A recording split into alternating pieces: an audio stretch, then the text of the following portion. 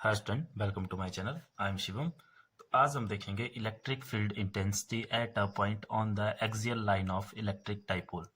तो इससे पहले हमने इलेक्ट्रिक डाइपोल पढ़ा था, पिछले कल इलेक्ट्रिक डाइपोल मोमेंट पढ़ा था, और उससे पहले इलेक्ट्रिक फील्ड लाइन वगैरह, इलेक्ट्रिक फील्ड, ये सारे की सारा टॉपिक पढ़ लिए हैं। तो अगर आप लोगों ने वो वीडियो नहीं देखी है तो उनके लिंक डिस्क्रिप्शन में है, पहले जाकर उन वीडियो को देख ले।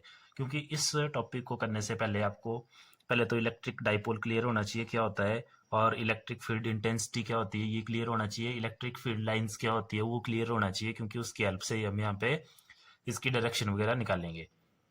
तो चलो इस टॉपिक में चलते हैं। अब तो सबसे पहले हमारे पास टॉपिक है electric field intensity at a point on the axial line of electric dipole. तो जैसा हमने इलेक्ट्रिक डाइपोल में पढ़ा था, तो उस टाइम हमने देखा था कि जो इलेक्ट्रिक डाइपोल होता है उसका नेट चार्ज तो जीरो होता है, बट उसकी वजह से कुछ एक नेट इलेक्ट्रिक फील्ड होती है हर एक पॉइंट पे अलग अलग, तो वो निकालनी है हमने। और उसमें फर्स्ट केस है ये एक्सियल लाइन का। तो अब एक्सियल लाइन क्या होती है उसको देखेंगे हम सबसे पहले। लेकिन सबसे पहले हमारे पास है इलेक्ट्रिक डाइपोल। तो पहले तो इलेक्ट्रिक डाइपोल बनाते हैं। तो डाइपोल में मैंने आपको बताया था कि डाइपोल आपका कैसे बनेगा। तो डाइपोल में टू इक्वल चार्ज होंगे, जैसे मान लो ये माइनस क्यू हो गया हमारे पास, और इसके थोड़ी दूरी पर होगा प्लस क्यू। मैग्नीट्यूड दोनों चार्जेस का सेम होगा, लेकिन अपोजिट चार्जेस होंगे, एक माइनस दूसरा प्लस, और इनके बीच में कुछ एक डिस्टेंस होगा, और इस डिस्टेंस को हम ले रहे थे 2L। तो ये बन गया आपका एक इलेक्ट्रिक डाइपोल जिसकी लेंथ है 2L। लिख भी सकते हैं आप, consider an electric dipole having charges minus Q and plus Q and dipole length 2L। ये सारी चीज आप साथ के साथ नोट भी कर सकते हैं। अगर नहीं नोट करनी है तो मैं इसका PDF भी डिस्क्रिप्शन में दे दूंगा। अब ये हो गया हमारे पास, ये बन गया एक डाइपोल। अब हमारा जो ऑब्जर्वेशन पॉइंट है यहाँ पे वो है एक्सियल लाइन पे। ये देखो ये लिखा हुआ है, हमने एक्सियल लाइन पे हम लोगों ने इलेक्ट्रिक फील्ड फाइंड आउट करनी है इन दोनों चार्जेस की वजह से, या सिंपल इस डाइपोल की वजह से। अब एक्सियल लाइन क्या होती है?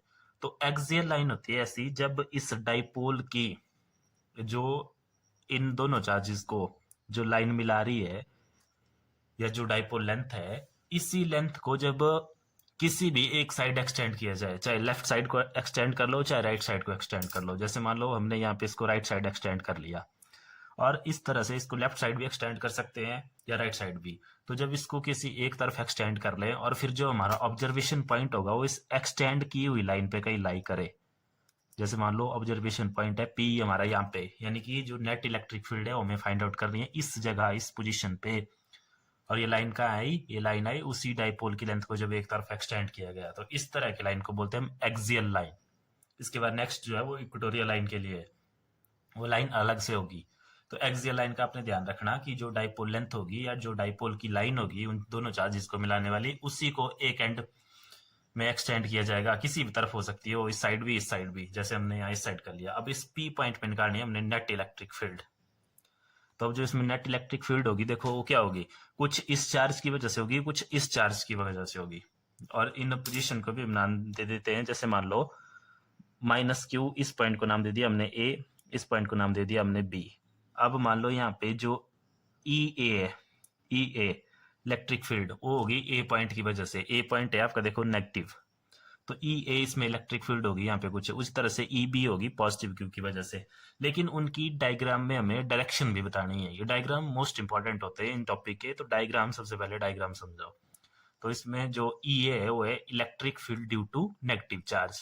तो देखो अब ये नेगेटिव चार्ज, यहाँ पे इलेक्ट्रिक फील्ड की डायरेक्शन होती है पॉजिटिव टू नेगेटिव। इससे पहले हमने वो पढ़ा है, अगर नहीं देखी वीडियो तो आप देख सकते हैं। पॉजिटिव टू नेगेटिव इसकी अगर डायरेक्शन होती है तो मतलब पॉजिटिव, जहां पे कोई पॉजिटिव चार्ज होगा वहां से वो लाइंस निकलेगी और इस नेगेटिव चार्ज की तरफ आएगी। तो जो EA के लिए इलेक्ट्रिक फील्ड की डायरेक्शन बनेगी वो बनेगी देखो इसी तरफ। तो इस पॉइंट पे इसी तरफ अगर बन रही है तो ये बन रही है EA, ये होगा आपका EA अंदर वाली साइड, ये हो गया आपका EA। और उसी तरह से EB अगर आप देखें तो EB जो इलेक्ट्रिक फील्ड होगी इस पे EB, वो EB इलेक्ट्रिक फील्ड होगी इसमें B की वजह से। तो B ये पॉजिटिव से होती है बाहर वाली साइड, क्योंकि दोबारा देखो पॉजिटिव टू नेगेटिव डायरेक्शन आ रही है, तो पॉजिटिव से बाहर वाली साइड नेगेटिव की ओर। तो पॉजिटिव से इस चार्ज की वजह से बनेगी बाहर वाली साइड को, तो ये बन गई बाहर वाली साइड।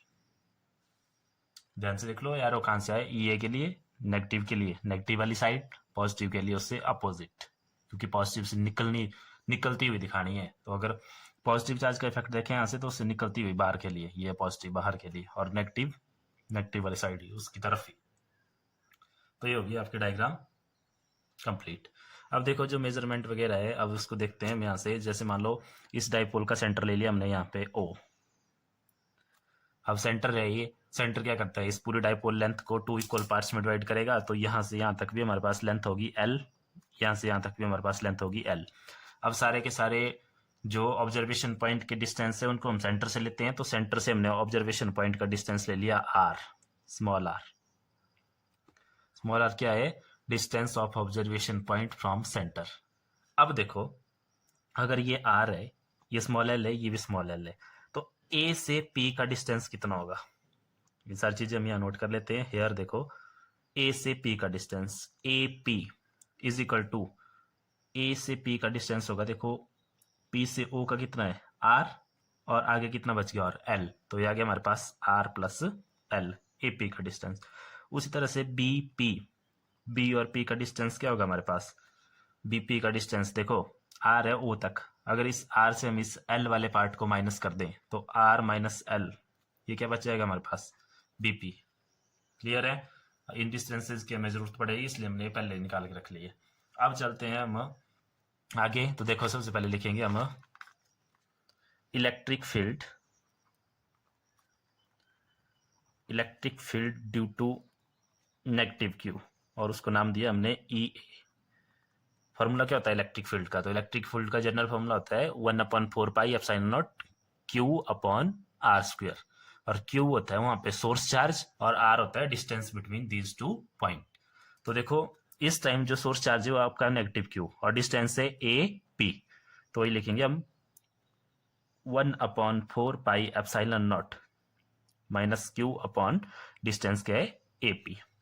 AP आ गया, AP की वैल्यू पुट कर दो तो EA की वैल्यू आ गई, देखो माइनस बाहर ले लो, यहाँ कोई माइनस नहीं है, माइनस 1/4πε0 Q अपॉन डिस्टेंस का स्क्वायर होता है AP स्क्वायर, तो AP की वैल्यू आ गई R प्लस L, और इसका हो गया साथ में square.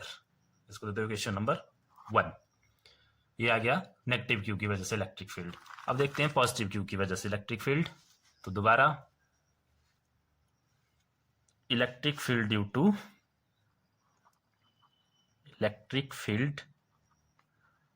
Due to positive Q, तो उसके लिए भी formula EB is equal to 1/4πε0 source charge. तो सोर्स चार्ज है EB के लिए आपका पॉजिटिव Q, और डिस्टेंस है BP, तो positive Q upon BP square, क्योंकि जो इलेक्ट्रिक फील्ड का जनरल फॉर्मूला होता है हमारे पास 1/4πε0 Q अपॉन R²। R होता है वहां पे distance between these two point, तो R आपने ये नहीं लेना, दो पॉइंट है, जब A की वजह से देख रहे हैं, S माइनस Q की वजह से देख रहे हैं, तो डिस्टेंस है A से लेके P तक, और जब इस पॉजिटिव Q की वजह से देख रहे हैं तो डिस्टेंस है आपका B से लेके P तक।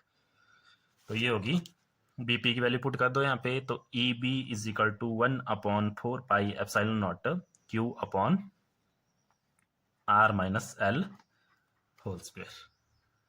तो ये आ गई। अब देखो इन दोनों पॉइंट्स की वजह से अब निकाल लिया हमने नेट इलेक्ट्रिक फील्ड इस पे।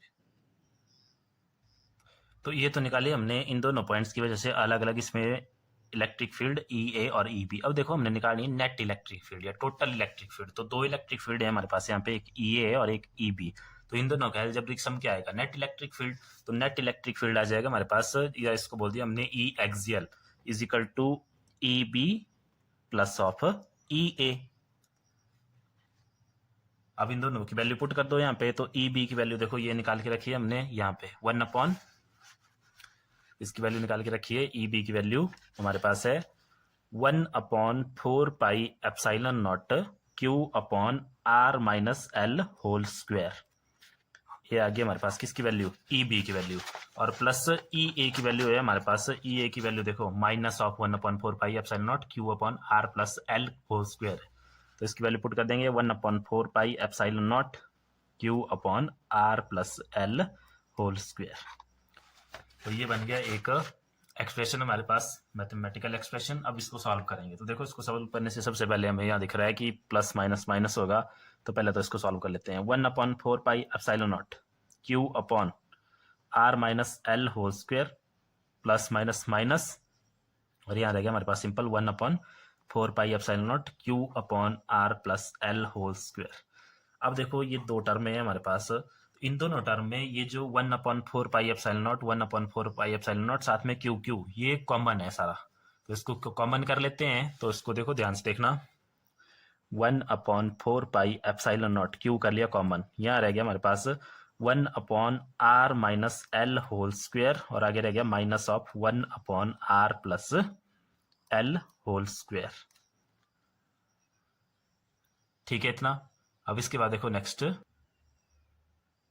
अब देखो नेक्स्ट क्या करेंगे, एलसीएम लेंगे। तो यहाँ नीचे आ जाएगा LCM 1/4 pi epsilon naught Q, LCM आ गया R minus L whole square into R plus L whole square, और ये वाली चीज यहाँ मल्टीप्लाई हो जाएगी, तो ये हो गया R plus L whole square minus of R minus L whole square. ठीक है, ये तो सिंपल एलसीएम लिया।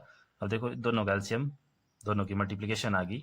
अब यहाँ 1 के साथ मल्टीप्लाई हो जाएगी ये वाली टर्म, और इस 1 के साथ मल्टीप्लाई हो जाएगी ये वाली टर्म। अब इसके बाद देखो क्या करेंगे हम, इसको सॉल्व कर लो ऊपर 1/4 पाई एप्सिलॉन नॉट क्यू, ये तो कॉमन है सारा, आर प्लस एल का होल स्क्वायर क्या हो जाएगा, ए प्लस बी का होल स्क्वायर क्या होता है, A square plus B square plus 2ab, ये होता है हमारे पास ए प्लस बी का होल स्क्वायर। तो इस फॉर्मूले का यूज करो, तो ये हो गया R square plus L square plus 2rl, क्योंकि यहाँ पे ए की जगह आर है और बी की जगह एल है। उसी तरह से आगे इस माइनस को रखो, माइनस के बाद इस ब्रैकेट को, पूरी ब्रैकेट के साथ है माइनस, तो उसको ब्रैकेट में रखो ना, अभी ब्रैकेट में खोलो इसको, आर ये ए माइनस बी का होल स्क्वायर, तो यह जाएगा R square plus L square, और ये जाएगा माइनस ऑफ 2rl, क्योंकि होता है माइनस ऑफ 2ab। ठीक है, इतना ठीक है। नीचे देखो, यहाँ पे बेस अलग अलग है, आर माइनस एल है एक बेस, दूसरा है आर प्लस एल, लेकिन पावर सेम है। तो जब पावर सेम होती है, इस तरह से आपने पढ़ा होगा कि अगर मान लो ए की पावर भी 2 है और बी की पावर भी 2 है, तो उसको हम इकट्ठा लिख सकते हैं ए बी की पावर 2, तो हम उसको ऐसे लिख लेंगे इसको। तो ये आ गया हमारे पास आर माइनस एल और आगे आर प्लस एल, और सारे की पावर लिख ली हमने 2। अब इसके बाद देखो नेक्स्ट सॉल्व करो आगे, तो हो गया हमारे पास 1/4 पाई एप्सिलॉन नॉट क्यू, ऊपर सॉल्व करो, R square plus L square plus 2rl, इस माइनस को अंदर मल्टीप्लाई कर दो, minus R square minus L square plus 2rl, minus minus हो गया प्लस, तो आर स्क्वेयर से R square cancel, L square से एल स्क्वेयर कैंसिल, यहाँ बच गया 2rl प्लस 2rl। और नीचे देखो, अब देखो यहाँ पे ये R minus L into R plus L, तो इसके लिए आपने एक फॉर्मूला पढ़ा है जो कि हमारे पास होता है ए माइनस बी इंटू ए प्लस बी, किसके इक्वल होता है, ए स्क्वेयर माइनस बी स्क्वेयर के। तो इस फॉर्मूले का यूज करो यहाँ पे। तो यहाँ पे देखो ए की जगह है आर, तो आर का स्क्वायर माइनस बी की जगह है एल, तो एल का स्क्वायर, और एक स्क्वायर है बाहर से पूरा ये वाला ऐसे। तो ये हो गया यहाँ तक। देखो इसको इसके आगे सॉल्व करेंगे तो हमारे पास आ गया ई एक्सियल इज इक्वल टू, यहाँ से 1/4 पाई एप्सिलॉन नॉट क्यू, आगे इसमें देखो 2rl प्लस 2rl हो गया हमारे पास सिंपल 4rl अपॉन नीचे R square minus L square whole power 2, यही बचा, बाकी सारा कैंसिल आउट हो गया इसमें।